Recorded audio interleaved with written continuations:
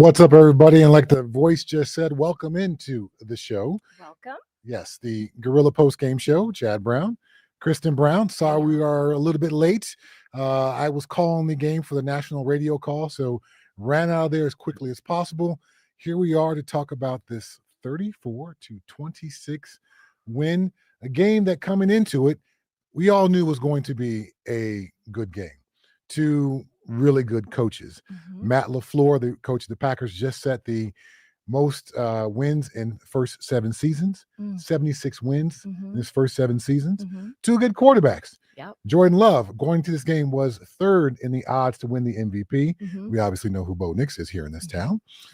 Two great defenses. The Broncos number 4 in scoring defense. The Packers number 6 in scoring defense.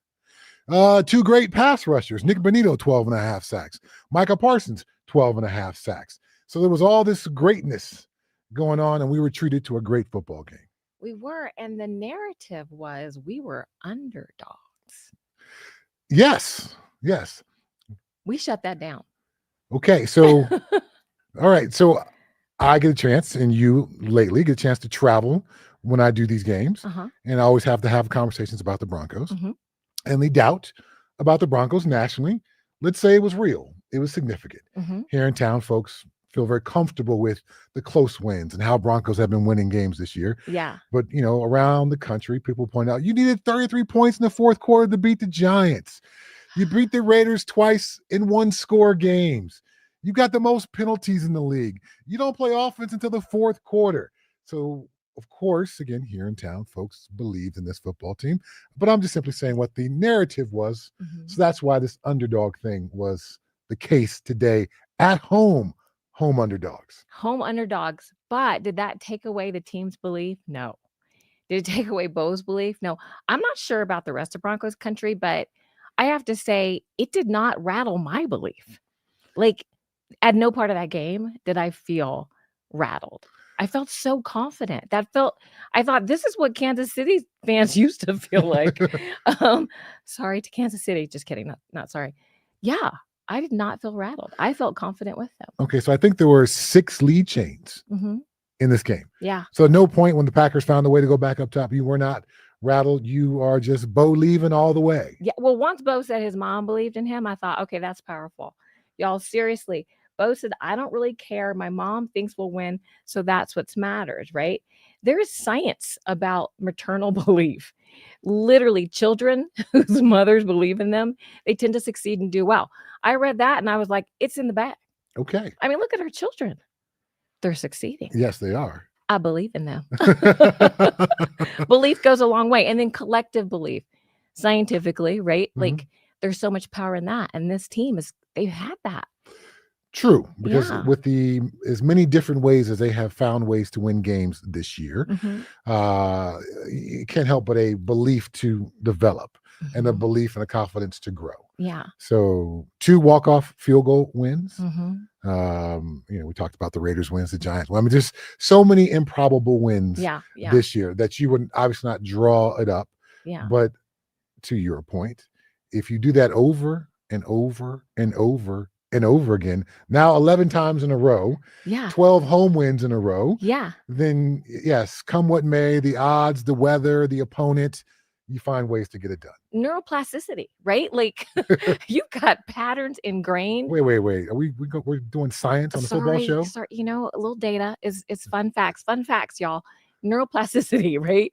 Like when you keep walking across the grass in the same spot, eventually you'd go, okay, well, this is where we're supposed to walk because that grass gets worn away. It's like a man-made trail. That's what that belief does. Like you said, that repetitive belief over time, you've got a pathway. You know where to go. Identity, Chad Brown. We've been talking about that all year. Right. Have we found it? And what is it? Can your identity be we just believe? Heck yeah. Okay.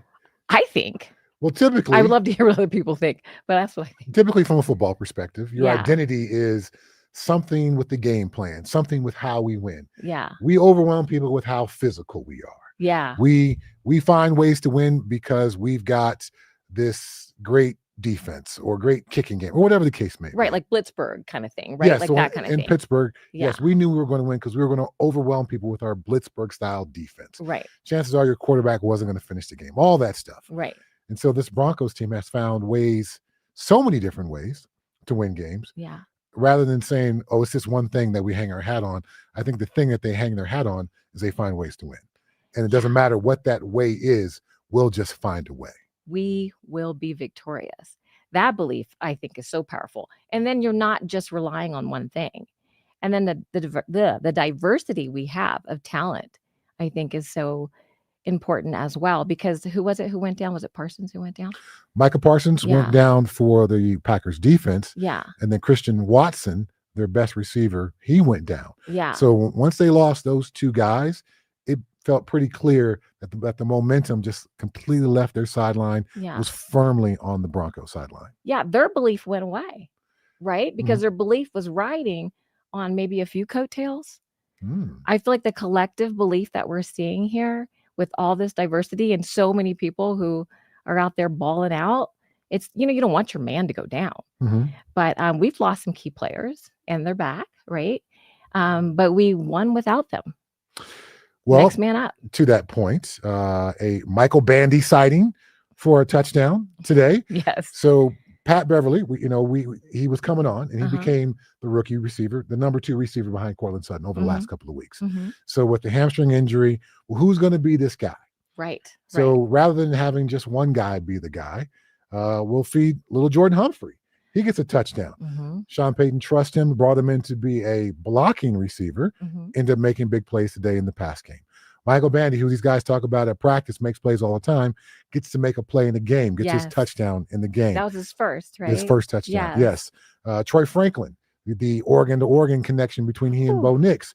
So rather than Franklin. rather than having just one guy to become the number 2 guy, well, we'll spread it around and get a bunch of guys involved. So there's a lot to be said for belief not in a player or a series of players, but in the collective we. And clearly that's working out for the Broncos. Clearly, and they're next man up, they're hold each other up.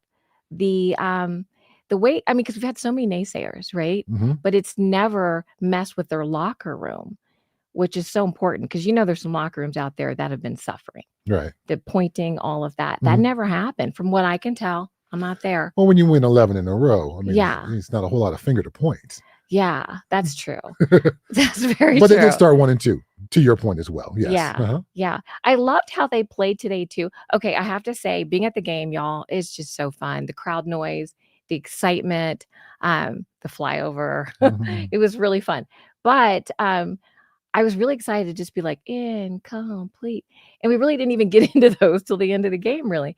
So what was different in the passing game on both sides today? Well, the Broncos finally got their offense really going all game long. Didn't just save it for the fourth quarter or for overtime. Yeah. They got that really going. But for the first half, this Packers offense was going. Yeah. Now they got stopped in the red zone. And so Vance Joseph defense is tremendous. Obviously, we know about the sacks. We know about their overall defensive rating, but they're really, really good in the red zone. So that combination of defensive prowess for the Broncos defense is really what got them the win today because they forced the Packers to kick 4 field goals.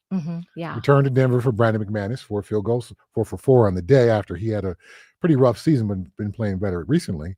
But that was the difference in the ball game was those red zone opportunities for the Packers ended up being field goals. Yeah. And the opportunities for the Broncos ended up being touchdowns. So Will Lutz has been clutch all year, but we didn't need him today. Right, the offense got touchdowns. They converted in the red zone, and they stopped the Packers from converting in the red zone. And so while that's maybe one of the bigger storylines in the game, for me, as a former linebacker, defensive guy, yes, my boy Vance Joseph, what did his defense do? I had this note during the broadcast that I pulled out. Okay, second half of this ball game, Packers defense, 31 plays, 111 yards. Ooh. But even more impressive is one of those plays was a 40-yard Jacobs touchdown run on that drive early in the third quarter. Okay, yeah. After that, the Broncos held the Packers to 30 plays for 71 yards in the second half. After Jordan Love had a career high of 215 passing yards in the first half alone. So when people push back on second half adjustments and what that means, I point to the differences between what the Packers were able to do offensively in the first half versus what they're able to do offensively. It's clear they went in, they changed some things. Vance Joseph adjusted, the defense adjusted some of things mentally. Maybe the calls were the same, but they're executing them differently. And it showed up big time with the stats, the yards, the momentum, and then in the end on the scoreboard. Absolutely. And then offensively as well, the way we came out after the half. And the play calling, I really enjoyed it today a lot. And I didn't even look at Bo's feet. I don't care what they were doing. They were doing good things. And the fact that he was moving around so much, I feel like, what do you say? The defense is on their heels, correct, right? So I felt like that gave us a lot more room to keep these drives going, because it was like, do we rush? Do we this? Do we that? You know, Bo would run a little bit. He would still get that completion. Some of those passes, oh, did they scare me? We kind of got away with a couple of things that could have been tipped and caught and whatever, but it doesn't matter. But they seem to do some adjustments as well. And with Vance and Peyton, it seemed to come together, and it was like magical. So it was great from a play calling perspective. Today was really good. I can't think of a Sean Payton call where I was left, scratching my head. Now, we haven't had an opportunity to do this play podcast in a couple of weeks, right? Because of travel schedules and things like that. Last week we were at the Big Ten championship game. I called that game for national radio as well, and our Sunday flight got delayed, so we weren't able to make it. Yep. The week before, had a Seahawks game. No, what did we have the week before? I can't remember. Seahawks. Was it Seahawks? Yeah, and we did that one. Oh, at night. Yeah. Seahawks, yes. So anyway, but in the games recently, Bo Nix has been under center more. And so when you're under center as a quarterback, when you do your drops, it's predicated on a certain number of steps. This is a 3-step drop. Okay. This is a 5-step drop. This is a 7-step drop. So when the play has that scripted element to it, then Bo Nix's feet can't get all weird and wonky because he's executing the drop, back foot hits the ground, receivers are going to be at certain predetermined places on the field. I throw the ball. So it's a little bit more of a scripted play as opposed to when you're in the shotgun. What do you do with your feet? Because you're already back off the line of scrimmage. Okay. Do you still drop back even further? Not really. So you kind of bounce a little bit. And that's when Bo would get a little bit fast with his footwork, a little bit odd with his footwork. Okay. So the last 2 weeks, and then even the first play of the game today, Bo Nix was under center. Okay. So I think that's where his increased accuracy is coming from. Okay. Because it's taken away some of the weird, wonky footwork we've seen in the past by having the scripted element of being under center. Okay, that makes sense because it was more harmonious, I guess, today. Like the way it seemed, okay, they practiced this and Clearly. clearly. But like the confidence when he would make some of those throws, because you got to have confidence to make some of those throws he was making. And the belief, right? Like he would just get that ball, do whatever. They practiced those routes. Receivers were where they were supposed to be.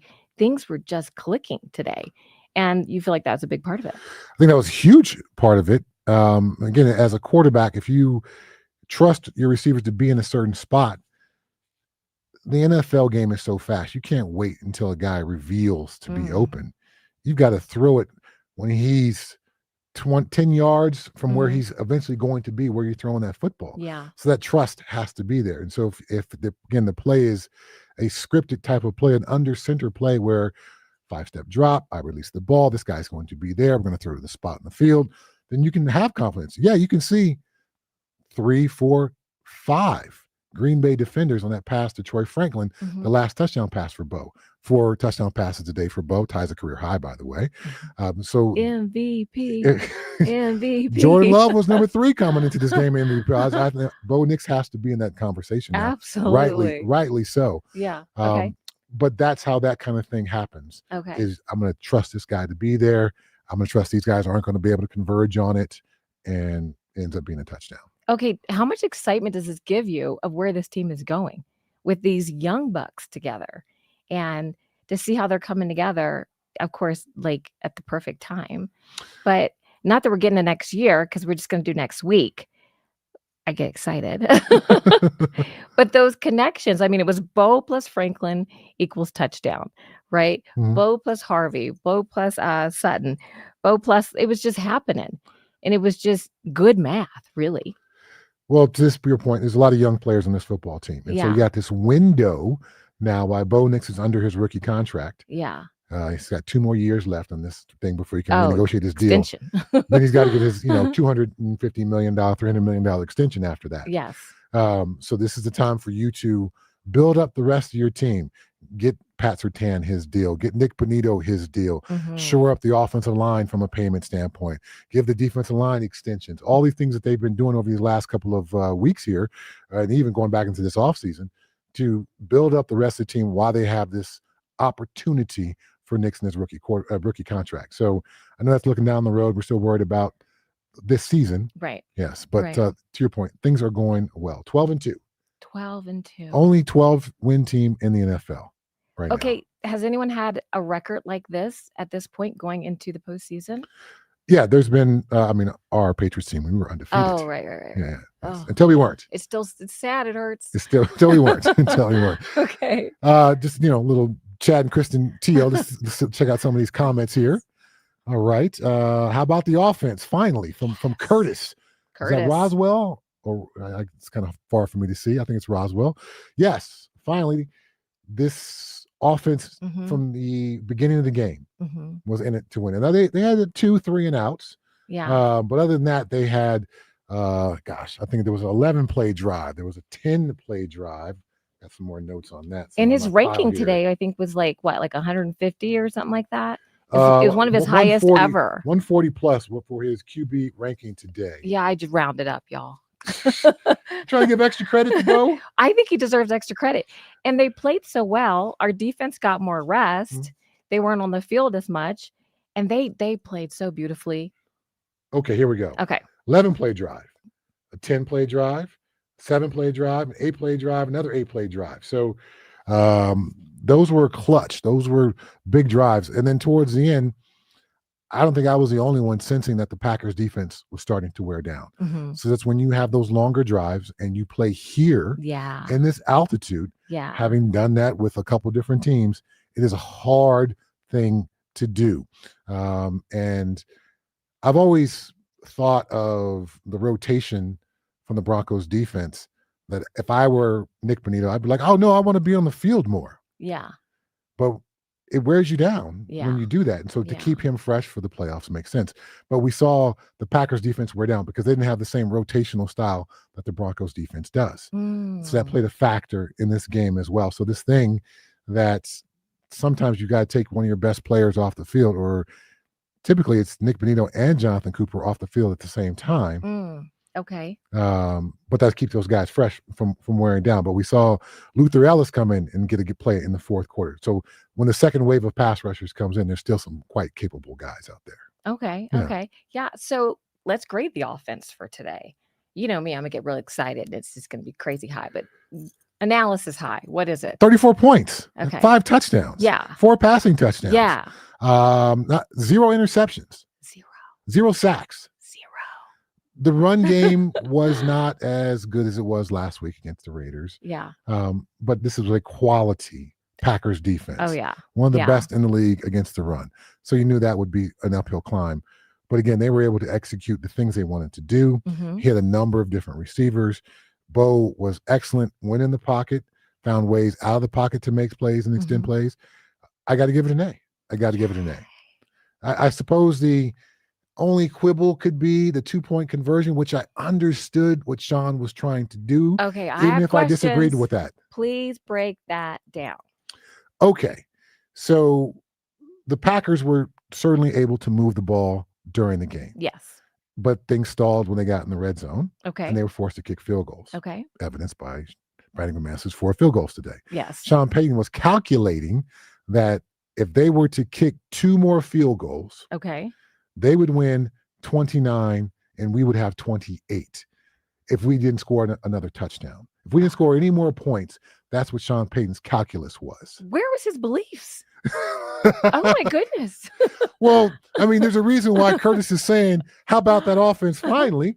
Because Sean Payton hasn't really seen that level of offense consistently this year. Okay. Fourth quarter, sure, but not consistently. So he's making the calculation of if we go up, scenario. if we go up, if we put 29 and they get 2 more field goals, that's a tie ball game. At least we can go into OT. Okay. Yes, of course they scored another touchdown, put the thing away. Yeah. But that's what he was thinking. Yeah. You can agree or disagree with that, but that's a little bit. A little bit. I had to pull my pen and paper out during the broadcast and do some math real quick. I was like, oh, I see where he's coming from. I don't necessarily love it, but I see where he's coming from. So too often I feel like that happens and we can see where they're coming from. And then eventually we go, you know what? We should have just cooked the field goal, right? We should have just kicked the field goal. Because like, if there's points, take them. Right. Now, sometimes you just have to. It's the end of the game. Writing's on the wall. Writing wasn't on the wall and we were moving it well. So I would imagine perhaps next time, maybe he would do something different. I don't know. I'm nobody's coach. I just like talk about football and watch it. But I also thought in that situation, considering the Packers defense was wearing down, if the game went to OT, the momentum would have completely been on the Broncos side anyway. So I understand the math that he was doing or somebody up in the booth did and told him about and he agreed with. Okay. I just thought, no, if it goes to OT, your offense is playing really high level and your defense is literally every single snap putting more and more and more pressure on Jordan Love. There were 3 sacks in the last 2 series for the Broncos defense. Yeah. Now, of course, the Broncos knew that they were going to be passing the ball, so the situation was obvious. Right. But they were really getting off and teeing off on Jordan Love. So, yeah, I didn't think it was the correct call based off of all those other things. I just understand the math. Okay. Yes. Would you have called it? Hopefully, I would have recognized that the Packers defense was beginning to wear down and said, you know what? No, we're going to kick the field goal because it goes to OT. They're not going to be able to stop us. Okay. I would have felt pretty firm in that. Okay. Yes. Nice. Okay. Well, when you get your coaching job, I want to be your analytics assistant up in the booth. No, I had to be on the field. You gotta be. I cannot be up in the booth. Too far from the game. What do you? I can hardly sit watching. What's your job on the field? Probably pacing. I don't know.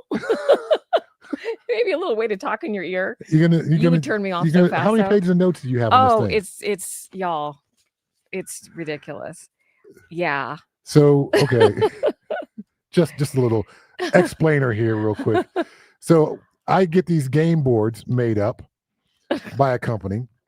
I need a game board, and I take all my notes on my game board. So when I'm talking about the players on the game, this is the Broncos defense, for example. I'm not sure how shiny it is and hard to see, but I got the defensive line, I got the linebackers, and I got the secondary. So when somebody makes a play, I got some information there. This way. Nope, that way. There we go. So I've got all my notes here, but every once in a while I would turn around during the broadcast and I would see Kristen Brown scratching out notes over here, trying to stay up on things. So if you ever wonder during the broadcast, how does that guy know all that stuff? It's things like this. This is how you know all that stuff. It's all written there for you. It's pre-printed up with their last game stats, their season stats, their career stats, maybe a little bit of information about awards or how many sacks Nick Bonito's gotten in the last 5 or 6 games and things like that. And then I write my own little notes on top of that. That's how that process works. So I got one for the Broncos and I got one for the Packers. I have those in front of me. Broncos offense, Packers defense. I flip them over when it's Packers offense, Broncos defense. And I don't have boards. No, you don't. And when it's not a couch game, it's like a work game. Right. That's really hard for me because I can't ask you questions. So I have to just write things down so I can remember all of my questions. Okay. Yeah. All right. What else do we got up in there on the text line? Thankful for the win, but the injuries for the Pack are devastating. No doubt about that. Yeah. No doubt about that. Christian Watson, the receiver, is impactful as the Micah Parsons thing is. Christian Watson may be the season-ending type of injury for the Packers offense, not from a personal perspective, but if he's unable to return the rest of the season, they don't have anybody else in that roster who's a viable deep threat. Wow. And we saw that once he went down, how the passing game for the Packers instantly shrank. And they were going for shorter passes and throwing the ball to the tight end and to the running backs when they needed some big explosive gains. They just couldn't based on the receivers available to them, really have any big plays. And then Micah Parsons going down, that was huge as well. Obviously, when you got a guy who leads the league in the amount of pressures, the amount of quarterback hits he has, we saw him chasing Bo Nix out of the pocket so many times in the first half of this game. That's what's huge as well. So the Broncos are a bit fortunate, I suppose, for their injuries for the Packers to come at the times in the game that they did, because the Broncos were able to kind of seize control based off of those two. Okay, but what was beautiful in that tragic moment was how, I don't remember the 4 guys. I did jot down the numbers. Was the Bronco receivers yes, who were very close to Micah Parsons as he was being looked at, and they all were on a knee, I believe, praying for him. Yes, they took a single knee and just honored him in that moment. So what is that, like that paradox or whatever? I mean, because you want to win, but you don't want anyone to have their career ended or to be harmed at that level. Sometimes you see a guy, not on our team, but out there where you kind of wonder, are you trying to end someone's career, livelihood? But to see that makes the game so beautiful to me. I thought it was tragic, but then there was also the beauty there. Yeah. Football is this weird balance of violence and I'm going to kick your ass married with, it's a brotherhood. We're all in this together. Yeah. And so we saw this game get chippy before the game even started. We did. Pushing and shoving. Somebody from the Packers and Dre Greenlaw getting into it. We saw some pushing and shoving all throughout the game. But the moment somebody is injured, then the brotherhood should crop up. Now, we've seen Shelby Harris, who's a big part of this Guerilla network, plays for the Cleveland Browns, get upset at somebody from the San Francisco 49ers who was basically talking trash while one of his teammates was injured. And so that is breaking the code. That is just dirty pool every time. We play hard. We play violent. I'm trying to kick your ass. I'm trying to knock you down. I'm trying all kinds of things. But in the end, I want you to go home to your wife and family and play next week. Yeah. And so when someone crosses the line and violates the brotherhood, they should hear about that from the other team, but also from their own team as well. So it was great to see the Bronco players respect that brotherhood. Absolutely. You know, because we see the Broncos, they play with an edge. They play aggressive. They play violent. We saw that hit by Hufanga, who knocked out the tight end for the Packers early in the game. Right. And that was violent. It wasn't dirty. It wasn't malicious. It was just a great football play. Yeah. But at the same time, somebody else gets injured. Hey, we pray for that guy. We hope you get up, man. And if you can't, you'll find a way to get back on the field as soon as you can. Yeah. The brotherhood across the NFL. You know, they unite and come together for causes, fundraisers, all the things. That's really beautiful. Yeah, it's an odd thing where after the game you hug this dude that you just spent 60 minutes trying to literally kick his ass. Yeah, shaking hands. How's the family? How old your kids now, man? I'm going to see you at the Pro Bowl again. Tell your mom I said what's up. Tell your mother I said hi. Yep. She has a mom too. Yes. Chad Brown. Yes, he has a mom too. Anything else interesting over there on the text line? All right. Curtis. Bo was dropping. Dimes may not even be accurate enough. What's the better word? Well, there were if dimes is a descriptor, some of these were quarters, 50-cent pieces, dollar coins, because he was making some accurate, perfect timing, perfect placement throws in critical situations. That throw to Cortland late in the game when the Packers were trying to get the ball back, that was a huge play in the game. Huge play. Yes, Bo was on it. Yeah. And like you said, under center. That's the thing. Now, he did pass well from the shotgun as well, but under center, I think, is giving him a better sense of timing with his receivers. Even when he goes to shotgun, because I can imagine over the course of the game, if you've got 15 shotgun snaps and 15 under center snaps, those under center snaps are going to still keep your footwork cleaner when you have the shotgun snaps, as opposed to having 30 shotgun snaps where your footwork's just kind of eventually dissolving all game long because there's no scriptedness to it. Does that make sense? That does make sense. So this might be, I don't know if this is a good question, but it's a question. I'm going to ask it. Okay. When you are shotgun as opposed to under center. Correct. Does the defense kind of have an idea of what type of play is going to happen depending on where the quarterback is.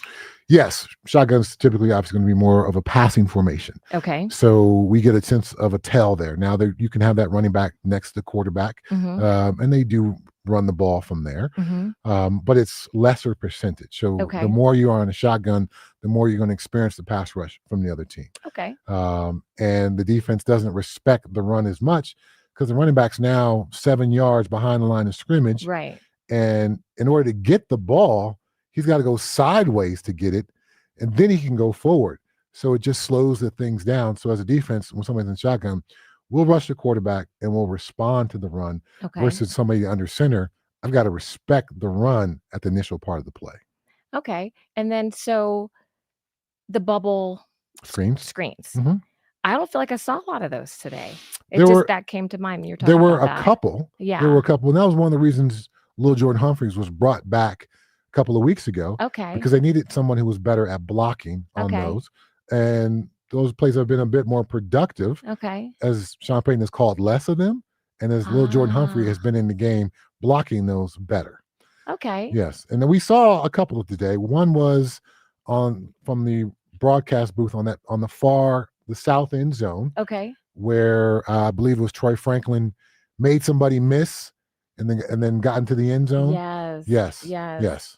Oh, okay. So how about was it Franklin who did kind of like the belly roll? He rolled across that guy's belly and he got up. He never touched the ground. Is that correct? He did not touch the ground. But they blew the whistle too fast. Correct. So it has to end because he gets up, he keeps running, and that's all fair.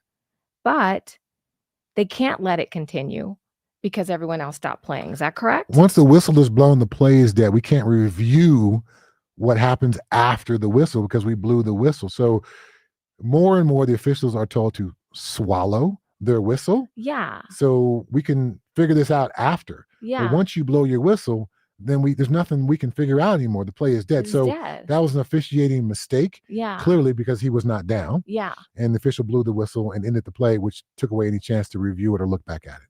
Yeah. So that would have been 7 points, right? Yes. We still won the game. Yes. And hopefully they'll look at that and reconsider what to do going forward because the whistle happy thing, that drives me crazy. That play was still going and that was exciting because when you watch that replay, he never touched the ground. He rolled across that belly. Yeah. And right back up on his feet. Yeah. Knee didn't touch, ankle didn't touch, yeah. Elbow didn't touch. He put his hand down and got up off the ground. That was a really great effort. It was so good. By him and such great football awareness as well. Awareness. Right. So I guess the good news is we still won. Of course, that's good news. Yeah. But there's that awareness going forward. You didn't touch the ground. Yeah, go. Get up, man. Run. Run. Right. Don't be so whistle happy. All right. What else we got on the text line here? Okay, from Tevin. Let's go. 12-2, best record in the league. Yes, only team with 12 wins. Best record in the league. If they win next week against Jacksonville and they win against the Chiefs on Christmas Day. Yeah, when they do both of those things. Regardless of what anyone else does, the Broncos can secure home field advantage throughout the playoffs. Y'all, did you get your tickets yet? How many weeks ago was that? Like 3. Well, we were here, so that would have been. You told everybody the number. I did. It must have been at least 3 weeks ago now. So if you haven't called and gotten your tickets, I can't help you. I told you what to do. Yes, I told you what to do. Yes. Christmas is coming. If there's anything available, put that in someone's stocking. They'll be real happy. They would be really, really happy. Yes, but so the Broncos control their own destiny. With the Patriots lost today. Plus, before that, they had the tiebreaker situation with the Patriots because the Patriots lost the Raiders. Hard to believe, but that was early in the season. Obviously, the Broncos beating them twice. So that is now no longer an issue. Jacksonville win, Chiefs win, home field advantage throughout the playoffs, no matter what anyone else in the league does. So you put yourself in that spot where it's up to you. You don't need to be watching and worried about anybody else. Just do what you're supposed to do. Okay, we don't want to be KC fans. We're Bronco fans, but we're going to experience that feeling that we had today going forward. That's so exciting. Now, speaking of KC, I can't imagine they were eliminated today from the playoffs. Eliminated, y'all. But then Patrick Mahomes down with what is being reported as an ACL. So Yeah. I mean, from a brotherhood perspective, even though I'm no longer a player, Right. when someone of that caliber, of that standing within the league goes down, Oh, shoot. that sucks. That does suck. I know we're not Chiefs lovers in this town, No. but you have to respect what the Chiefs have done for the last 9 years, winning the AFC West, what Patrick Mahomes has meant to the league, to the Chiefs, to this division. So, even as competitors, my heart goes out to the Chiefs in the situation that they're facing. Yeah, and Patrick made the league better. He made us better because you go, we got to beat KC. Like that's what you come into every season thinking, knowing, believing. So when you have that kind of talent, it makes you better. So I mean, thank you to Patrick Mahomes. Definitely hate hearing that because we're a humanity lover, right? Right. I blew up my ACL skiing back in the day. I've never been the same. I don't know how you athletes do it. Rehab's come a long way since that happened. Oh, maybe I should get it fixed again. Yes. Okay. But to your point, and this will be a quick little, I digress here. So when you are looking at your football team in the offseason, you look at first thing, we need to win this division. And so how do we win this division? We got to beat that football team. And then here are all their positions. Well, they got this quarterback. Well, we got to get somebody at least as close to that guy as possible. These are their running backs. So for so long, the Broncos have been looking up at the Chiefs at the top of this division. So when George Payton and Sean Payton have gotten together over these last couple of years, they are drawing up this football team to have a personality and characteristics of its own, but also with the goal in mind of winning this division, which means beating the Kansas City Chiefs. So all these draft picks, all these free agent picks, all these personnel moves are done with the thinking of we've got to find a way to beat the Chiefs. And now they put it together a team that can not only do that, but because the Chiefs have been so good, in order to beat the Chiefs, apparently you got to beat everyone else in the NFL. Again, you're 12-2, the only team with a 12-win record right now, and you control your destiny possible with the home field advantage and the number 1 seed in the AFC. Yeah, our lead is how far above everyone else? Patriots lost today, so I think they're 11-3. We are 12-2. Okay. But even with the same records, we had the tiebreaker of them because they lost to the Raiders. We beat the Raiders. Okay. But if with the upcoming schedule, which is not necessarily easy, right? Jacksonville's playing really well. Obviously, the Chiefs are trying to play spoiler. It changes things quite a bit with Patrick out and Gardner Minshew being quarterback. I don't know that man. Yes, and sorry to that man. And then the Chargers got the win over the Chiefs today. Yeah. We knew that was going to happen. And that's the last game of the season here in Denver. Okay. So depending on what Denver does, do they stub their toe? Do they stumble a bit? That Chargers game could be really impactful as well because the Chargers are surging and playing their best football right now. So it ain't over, Bronco fans. The sun is shining, the weather is sweet. The things are all going in the right direction, but it ain't over just yet. I cannot imagine the Chargers trying to ruin the day. You think the Chargers are going to charger after not charging all year? No, I think they're going to do their best, but that would break my heart. That'd be sad, y'all. That'd be sad. I'm not sure what the Chargers. Well, again, if they beat Jacksonville and they beat KC, the Chargers game doesn't matter. Right. So then at that point, then you're resting guys. Well, no, because if you got the number 1 seed, you got the bye week. That's too much rest. Too much rest. I believe that's too much rest. So yeah. Well, we're getting all okay. We're future tripping here. Oof. Let's focus on Vance Joseph and the defense. Oh, okay. Cheetah tackles. Yes. I saw so many cheetah tackles today. Not Don Cheadle. Right. He was born here in Denver, went to high school here. I don't know if he's born, but he went to high school here in Denver. We got to get that clip of your commercial that you did with him for the Super Bowl. Okay. I digress. Okay. The tackling today. So I was like, okay, are these guys big? Everyone was going low, but I liked it. I thought it was really smart. And it was kind of like a cheetah roll kind of thing. It was very African safari kind of thing looking. I felt like I was watching National Geographic. It was fantastic. No one can run without their feet. Yeah. You take big people on up top, sometimes you're going to bounce off. Ooh. And we got to be ready for that guy. Do we play him again? Who's the bouncer guy? Derrick Henry? No. Scott Well, he's done for the year. He broke his leg. Yes. Stop. Sorry. Yeah. Cam Scaramouche. Yes. Scatterboo. Yeah. Scaramouche is a club in Cabo San Lucas. No. Yes. Cozumel. Yes. Okay. Well, if you go to Mexico, Scatterboo is the running back on injury reserve for the Giants. Yeah. Yes. The tackles, though, I thought they did well knowing who they were playing. Okay. Yeah. We got another text coming in. The Chargers barely beat the Chiefs, and they have to play in Denver. No way the Chargers beat Jacksonville.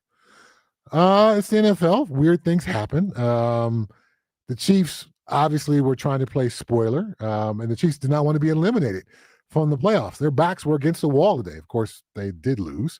So I'm unwilling to just dismiss the Chargers out of hand. I think they are legit. Omarion Hampton, their rookie running back, is back over the last 2 games. He's putting together some pretty good games. Justin Herbert is showing incredible leadership and toughness, playing with a broken hand. We've seen what that secondary can do. 4 interceptions on Jalen Hurts a couple weeks ago. I saw a game-sealing interception today against the Chiefs. So there's a lot of talent there with the Chargers. They are well coached. Harbaugh is a really, really good football coach. So there's a lot that the Chargers bring to the table. So I like the enthusiasm and optimism. I just can't dismiss the Chargers because I know they're for real. Mm-hmm. Yeah, they will be a playoff team this year, no doubt about it. Okay. Yes. Wow. What else we got over there?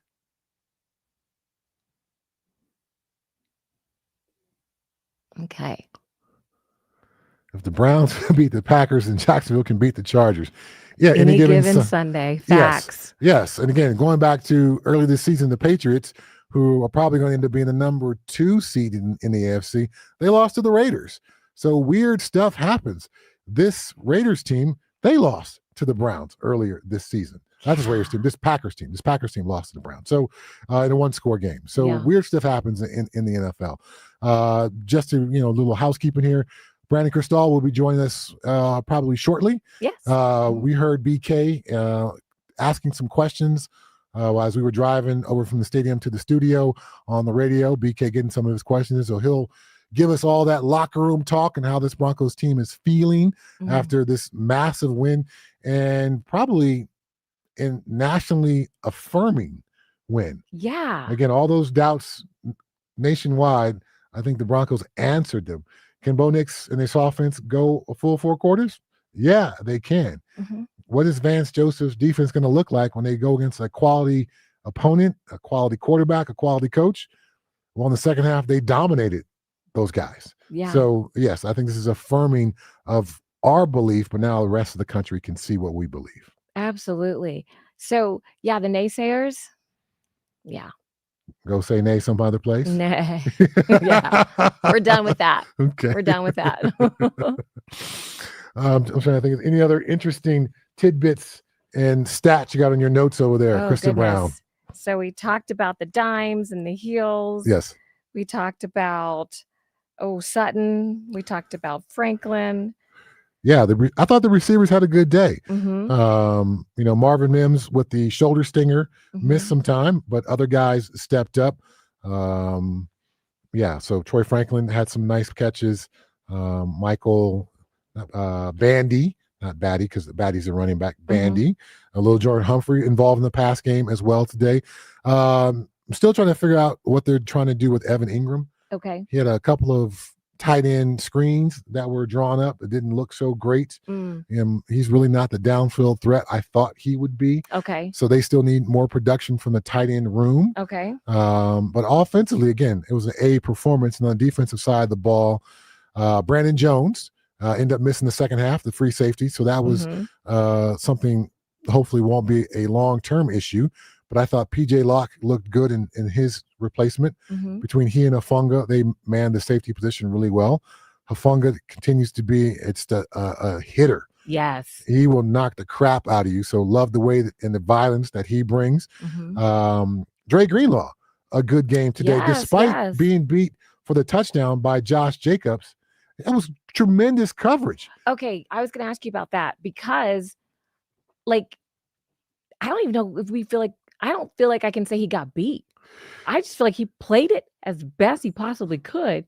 And that's just how it landed. Josh Jacobs had to use Dre Greenlaw's helmet to make that play. So Yeah. Greenlaw was stride for stride. He was in phase. Yeah. He was in the right position between the receiver and the quarterback. He read Josh Jacobs' hands, elevated when Josh went up.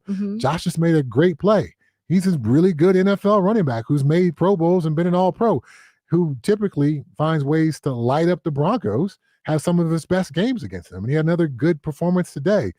But I thought Greenlaw was really good today. Just, to your point, did you get beat or did that guy make a great play? That guy made a great play. Yeah. Dre will actually make it a positive grade on that play despite giving up a touchdown. I would agree with that because he played it so good. He played it so well. Yeah. I thought Malcolm Roach and DJ Jones, they were really good in the middle of the Broncos defense, shutting the run game down. John Franklin Myers, the law firm, was good. Zach Allen, again, continues to put pressure. Benito and Jonathan Cooper, at the end of the game, when we needed the pressure, when we needed to stop what Jordan Love and the Packers offense was doing, those guys found their best. Yeah. Okay, penalties. The Packers, I think, had twice as many penalties as the Broncos today. The Packers were the one with the penalties today. Yeah.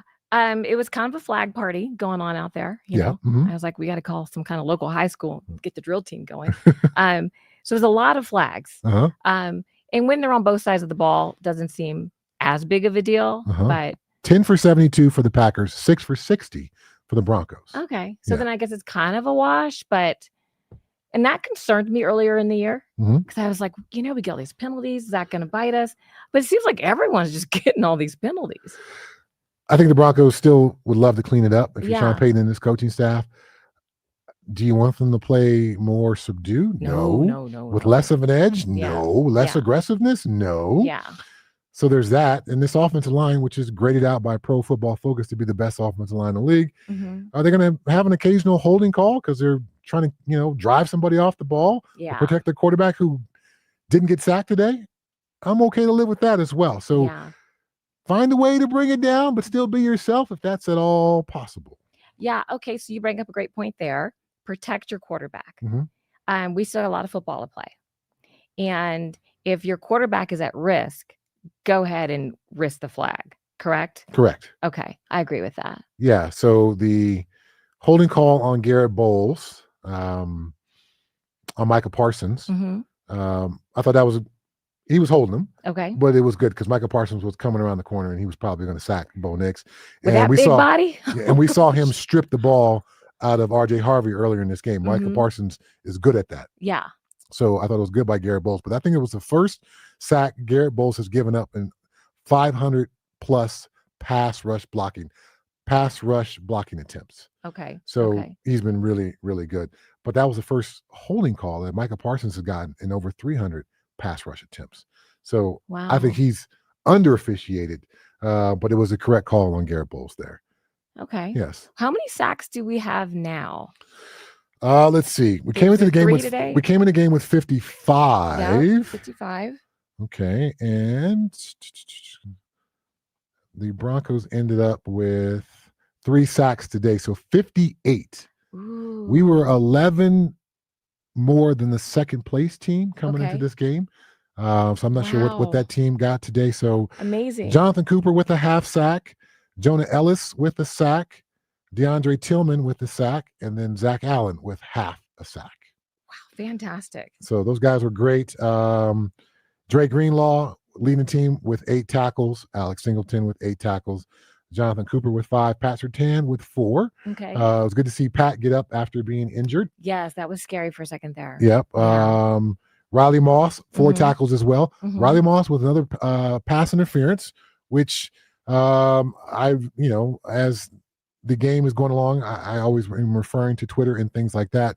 So folks were upset with the call. Okay. I thought it was a completely legitimate call. You did. He grabbed and impeded that receiver down the field. And if you're Riley Moss, you got to know they're looking for you. That's true. They're looking for you because it wasn't like I didn't think it was as obvious as when they should have gotten the pass interference call. It wasn't super obvious, but he grabbed that guy's arm and held him back and impeded him from going for the football. And and we just missed a flag with the same kind of thing. I'm going to agree with you. Disagree, Randy Goldbreath, that Moss is a joke. No, I don't think he's a joke. I think he's incredibly mentally tough and has a very difficult job week in and week out being the cornerback who's going to be targeted over and over and over. Yet he shows up every week and plays his heart out. So I got tremendous respect for him. Absolutely. And to be the targeted guy, not everybody can withstand that, but he shows up every week and puts in a tremendous effort. So I'm going to push back on that. But I just got the text that BK is ready. So let's pull Brandon Cristal into the podcast. Hey, what's going on? Big Broncos win. That's what's going on. Maybe the most nationally affirming win all season for the Broncos. For all those naysayers around the country who say they can't do it, they can't do this, they can't do that, they can't have as many penalties, they can't score until the fourth quarter, they can't. They showed they can do today. Yeah, I think that, we talked about style points, and last week after the win over the Raiders, they maybe didn't necessarily check all those boxes. It was funny to see throughout the week some power rankings that were like, oh, Broncos sneak by the Raiders, or, anyone that watched that game, and I know you did, Chad, obviously getting ready for this game, you watched it, I'm sure, a couple times.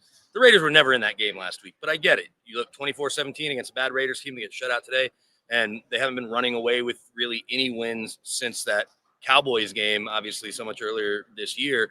And so to go out and do what you were able to do, especially in the second half, and completely shut down a team that a lot of people won't be surprised if they do make it to the Super Bowl. The Micah Parsons injury certainly might change a little bit of their fate.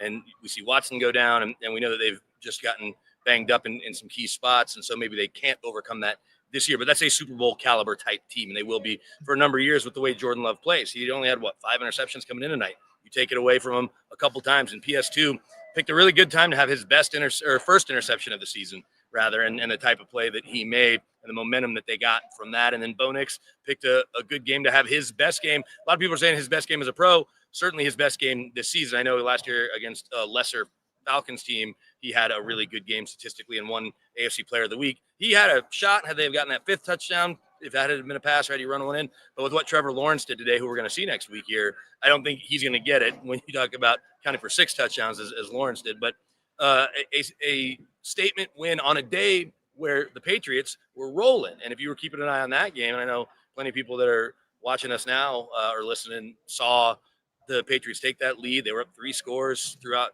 the whole first half and into the second half. And then, Josh Allen put on his Superman cape. So the Patriots take a big step back on a day where the Broncos take a big step forward. Yeah, I thought it was a huge win. Contributions from the defense, obviously that second half was outstanding. Outside that 40-yard run to Josh Jacobs, 30 plays, 71 yards. That's a tremendous effort by Vance Joseph's defense. And then offensively, they were consistent all game long. It's something we've been hoping for, consistency. And so this formula of the last couple of weeks with these longer drives, 8-play, 9-play, 10-play, 11-play drives, they wore that Packers defense down. In the second half, you began to notice that those guys had hands on the hips and they weren't given as much fight as they were earlier.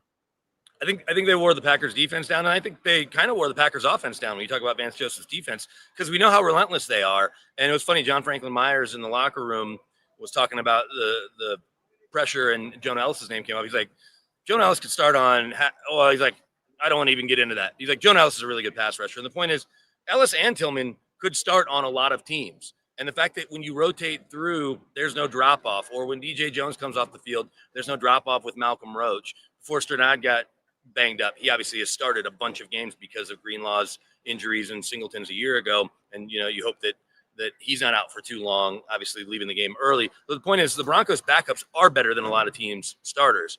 And so that relentlessness up front, and Zach Allen hitting Jordan Love 6 times. They only registered 3 sacks, but their QB pressures, I didn't tally it, but I know it had to be through the roof. So they put pressure on that offensive line and on that offense, despite, like you said, the big play to Jacobs, a couple big passes. And then, the Broncos offense did wear down that defense, because we've seen Sean last couple of weeks stay committed to handing the ball off. We've seen growth from RJ Harvey. I know very into the game, I'm sure you got the note that he had a rib. They checked his ribs or whatever. He was out with a rib injury. He then didn't talk to us in the locker room. And a bunch of people were kind of circling, asking, could we get over this? He said, no, he has to go get treatment. He wasn't moving like a guy that has severe rib issues. I don't want to speculate, does that mean he's going to be good to go next week? I don't know. I don't know his pain threshold. But the point is, we've seen, I think, some pretty big steps from RJ Harvey. And then, we obviously can talk plenty about Bo Nix, but that offense, the consistency, the ability to move the chains and stay on the field, that's really a defense's best friend, as you well know, Chad. Yes. Yeah. The offense today, we were talking a little bit about identity, which we've been talking about all year. And today I just saw so much courage and boldness and belief, right? And the depth belief and the depth that you just mentioned, I think is a big factor there, because it's not like we got Parsons. If he goes down, what are we going to do? We've got such depth and such belief. We've had some players go down and come back, and we were still able to win. So what do you think? What's their identity at this point? Well, just that resilience, and that they'll win a game any way they need to. And whether that means just kind of taking it, I don't say taking it easy, but don't do anything to hurt yourself. That's why last week against the Raiders, when I could have kicked a 62-yarder right before the half, I asked Darren Rizzi, the special teams coordinator, on Thursday, what was the discussion? Because we'd love to see Will Lutz try a 60-plus yarder, and I think he would have too.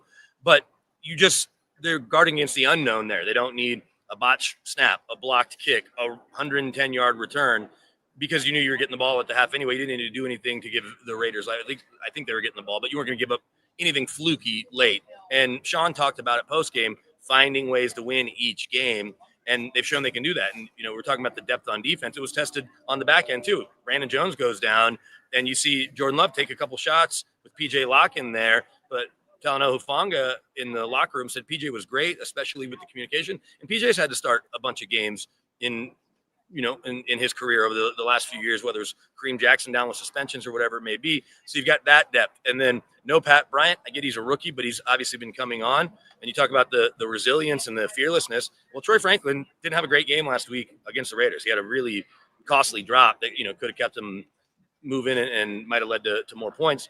This week he had what I think was his best game. Oh, it was lights out. That's how good it was. But, you got a good camera. And the battery lasts. It adjusts, no problem. But Troy Franklin, because I went and looked, he had 8 catches for 89 yards and a score against the Colts. I thought this was his best game because of where he was able to come up with the catches, the touchdown that he gets there in the second half. And you see Marvin Mims dealing with, thankfully it was a stinger and not another concussion, because that becomes a different thing when you talk about 2 concussions that close together. I'm sure, Chad, you had to experience that at some point, although you always give me my favorite line that I always relay to friends, that you didn't feel like you were playing hard if your head wasn't ringing. So, Chris, I'm sure it's going to be fun when you're having to feed Chad out of a straw in a couple of years. But either way, sorry, so dark real quick. But Marvin Mims, stinger, not a concussion. We saw Wes Welker deal with that a few years ago. He had 2 concussions inside of a month or a couple of weeks, and then he was out for a full month. So thankfully, Mims back in the game. But then little Jordan Humphrey finds the end zone on what I thought was maybe Bo's best throw. I know he obviously made some, creative plays and the little dump off to Troy that ended up being a first down and all that. But I thought that throw with those 3 defenders there, you could not have a tighter window. Bo maybe could have even run for some yards there because there was a bit of a seam. That's where he's able to throw it. But, yeah, I think toughness, resilient, and then also versatile is probably another good word to describe him, Kristen, because they can win different ways. They can win a game 10-7 against the Raiders if they need to on Thursday night, and it's ugly. Then they can win a bit of a shootout with that comeback against the Giants, certainly a shootout in the fourth quarter. And then they can go toe-to-toe with a team where, talk about BJ's defense, 4 trips to the red zone. They had to come away with 3 field goals, did the Packers early, and just the one Jacobs touch, I guess the Jacobs touchdown was from outside of 40, the touchdown pass was a hell of a catch and really good defense. And the Broncos get to the red zone 4 times and cash it in for 4 touchdowns. And that's another thing they can hang their hat on. Mm-hmm. This offense, 0 interceptions tonight, 0 sacks given up. The efficiency of all game being able to move the ball. There were the 2 3 and outs, but other than that, really move the ball well. This team is finding ways in the most important time of the year to get better. They are getting better. So it's great to see that they're not just trying to sustain a level. There's another level to them at the right time. So you want to be playing your best football right now. At least Bo Nix and the offense appear to be finally doing that. I think Bronco fans can feel comfortable that what we see is sustainable over the last couple of weeks. Bo Nix being under center, the run game being a big factor, the offensive line holding up their end of the bargain, keeping Bo clean, and then Bo just delivering some accurate dimes down the field, tight windows, lofted throws, all those kinds of things. Yeah, and it's coming along at the right time, not just the consistency that we've seen from Bo and again, having his best game out here, but we know that they've been tested, say battle tested. But this is a team that was leading their division coming in today. That's maybe, you could argue, the best division in football, or certainly in the conversation with what they have there in the NFC North when the Vikings are playing the right way, like we saw last week where they blanked the Giants. And so, or the Commanders rather. And we know what the Lions are and what they're capable of, and the Bears certainly have surprised a lot of people. So it's a tough division. They were the top team coming in that division. We know they've now flip-flop with the Bears. And so we talked about what the Patriots did. Well, the Broncos now are going to get the top seed in the AFC South next weekend in the Jaguars, who I think have surprised some people, especially with your fellow Buff. I know you guys love seeing Travis Hunter in black and gold. Well, we want to see what he do in the pros on both sides of the ball, but he obviously, gets banged up and has had to miss the majority of his rookie year. And they're still making, big plays on offense. Lawrence has a big day. So, and their defense has played, I think, really well for not having a lot of big names necessarily. Oh, no. All right. BK froze there. Hopefully we can get BK back, or we can try to get him going again.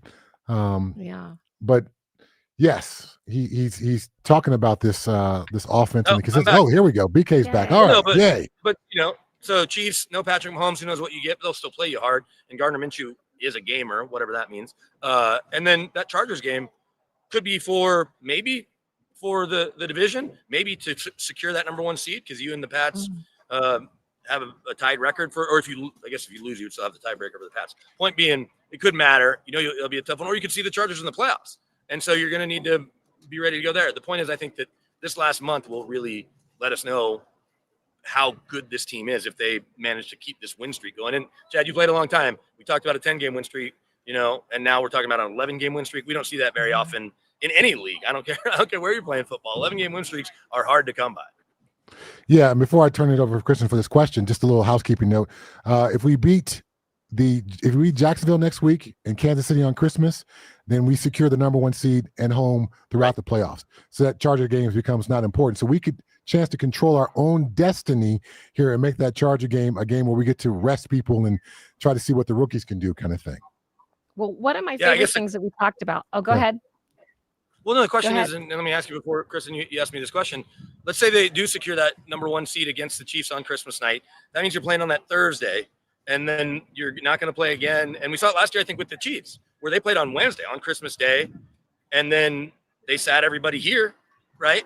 And then they got the bye, or maybe they didn't get a bye because of where they were. Never mind. Maybe they didn't get a bye, but that's how it would play out in this instance. So you wouldn't play from let's use Bo Nix as the example. Do you want Bo Nix, if they secure that top seed, to not have played since Christmas night, and then know that with the playoffs starting, so the 3rd, 4th, 11th, not being back on the field until the 17th or 18th. So to go from the 25th, last time he takes a meaningful snap, until the 17th or 18th of January. That's almost a full month. Are you comfortable with that? If you're Sean Payton and the Broncos and Bo Nix, or do you want to play a half? No. Mm-mm. Keep the sword sharp. We got to play you. You're already going to get the first round bye if you got the number one seed. And so, yes, I need to see you play. I need to keep you going in the right direction. We can't just stop our momentum and then pick it up. Momentum is not like a light switch on the wall that you can flip on and off. You've got to find a way to keep that going. Absolutely. And then the consistency, right? Like if you're not playing, you can't even be consistent. I definitely don't want them to sit that long at all. But I do feel like it's so exciting to be the Kansas City because we've always had to figure out how are we going to beat Kansas City? How are we going to get a roster together? We were talking about this earlier to beat Kansas City so we can take this team to the playoffs, Super Bowl, all of that. And today I felt like a Kansas City fan where I was so confident the entire game, no matter where they were, I believed. And it was fun. So I don't really have a question. I just had an exciting statement to make. Well, and look, we haven't felt that. It is funny, the parallels. We haven't felt that since 2015, where they were in all those one-score games, and every week they found a way to win, whether it was Peyton Manning leading the charge or obviously Brock Osweiler through those 7 games that he started, although we know Peyton came in that last one, and then through the playoffs, because you could rely on that defense and you won all those one-score games. today turns out, again, to be another one-score game. But it similar to the way the Raiders game felt the whole game, it didn't feel like the Packers, and I think you could tell their fatigue, were even thinking, oh, we can go down and tie this up and maybe win this thing in overtime if we can score and get the 2. Is that, the Broncos kind of squeezed the life out of squeezed the life out of them in the second half. And so because of that, and with what you're getting from this offense, and knowing J.K. Dobbins may be coming back in the playoffs, you look at it and you say, okay, this is a team that is truly battle-tested, and as they head to the postseason, they can win all these different ways. And, we haven't felt this in a decade. And then you'd have to win 2 home games. Weather could be like it was today. That's how it was for that AFC title game. Chad, were you and I on the field together for that? I might have been with Tony Baselli, but for that 2015 AFC title game with Westwood One, weather was like this today. It was like that in 2013 when they went to Super Bowl 48. Who knows? It could be a blizzard. It could have a blizzard, for the Chargers game. We know how crazy this weather is. But I know it sounds simplified. If the Broncos are able to take care of business these next couple of weeks, like you said, then they're the number 1 seed. And that means not only do they get the only bye, you have to win 2 home games, and you're headed right back to San Francisco, where a decade ago that team won Super Bowl 50. And so you obviously have some familiarity with all of that, at least if you're, Broncos country, Broncos fans, on what they did and they liked, what they didn't do if they want to go back. That's a good problem to have, to figure out how you're going to go enjoy the Super Bowl with your team in it. But this Broncos team, kind of circling back to where we started with the style points, they are checking a lot of boxes. It'll be interesting to see how they're talked about nationally tomorrow on those shows where everyone likes to argue, and where they end up in the power rankings. Again, with them winning, beating the Packers, and then the Patriots losing. Like, how many people are going to put the Bills ahead of the Broncos? I feel like we're going to see that coming on a handful of power rankings. All right, we spent the last couple of questions future casting here, talking about buys and days off and all that stuff. Just put a cap on this day, playing the Packers, all that was at stake, the great players over there, the great players on our side, number 2 versus number 1, 4th scoring defense versus 6th scoring defense, 2 great quarterbacks. What does today say about this football team? That the Broncos are really for real, and not just, they're beating lesser teams. The Chiefs are down this year. The Eagles aren't as dialed in as they were a year ago, so those quality wins aren't what they were.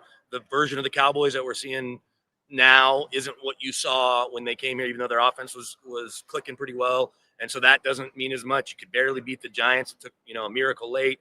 Barely beat the Jets. You barely beat the Raiders here. Last week, you only beat the Raiders by 7. You lose to the Colts, who we thought were good. You lose to the Chargers, who everyone thinks is good.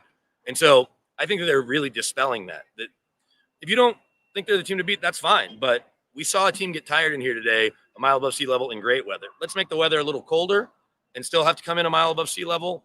And the Broncos are going to be a little bit more well-rested, you hope.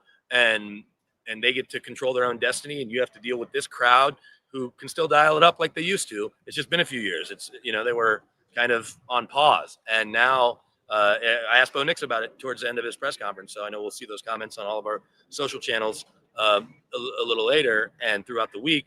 And he said the crowd was electric. This is a guy that played in the SEC at Auburn. So he played in the Iron Bowl. He played at Tennessee, at Florida, at LSU. And then Oregon, of course, is a great place to play. Played some big games there.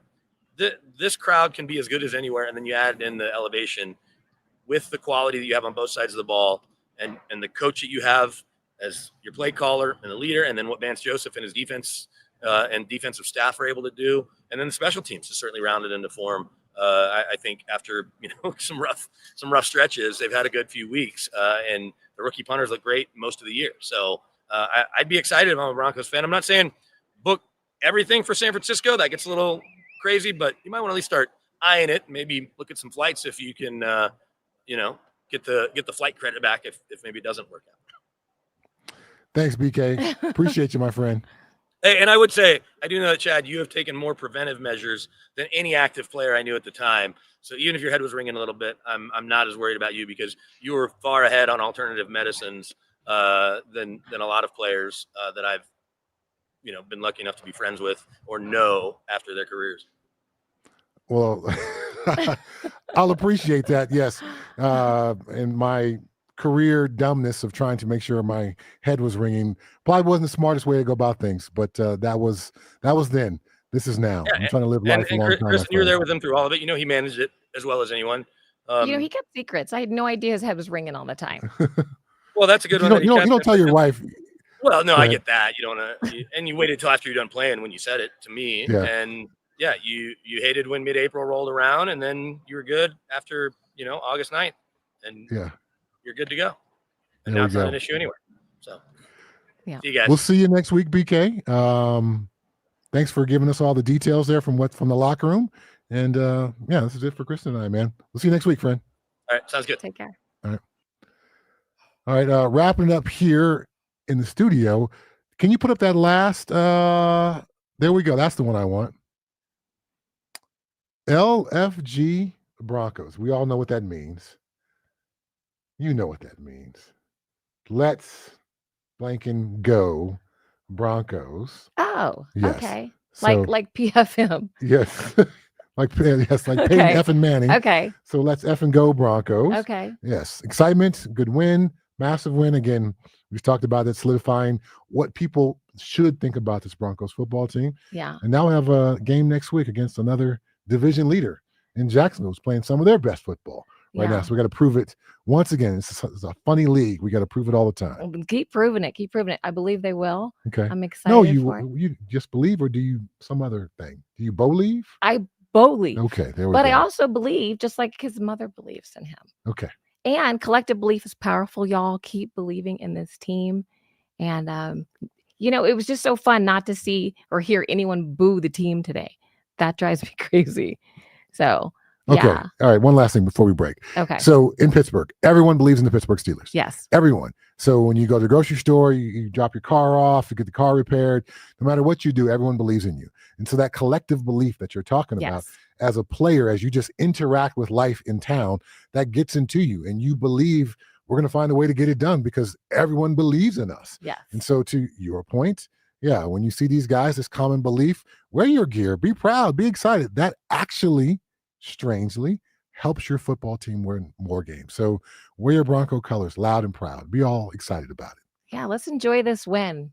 Let's enjoy it all week long, supporting these guys, giving shout outs. Do it on social media. Do all the things. Yes. Yeah. Yeah. And so for Kristen Brown and for Chad Brown here at Guerilla Sports Studio, this is it. We'll see you guys next week after Jacksonville. Have a great week.